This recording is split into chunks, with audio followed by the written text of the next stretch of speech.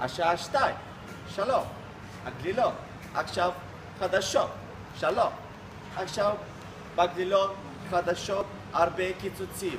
הרבה קיצוצים בגלילות, והיום בשעה 8:00 קיבל מכתב פיטורים אבי. אבי קיבל מכתב פיטורים. שלום.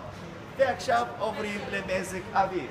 המזג אוויר יום ראשון הרבה שמש, אוכלים בננה. יום שני הרבה גשם, אוכלים בננה. יום שלישי יש טפטופים עם הגשם, עם השמש גם. יום רביעי טפטופים עם השמש, כל העובדים לא עובדים. יום חמישי הרבה גשם, יושבים בבית ואוכלים בננה.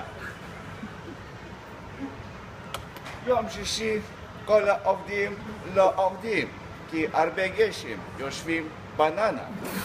יום שבת סוער, חשמל, חבל על הזמן.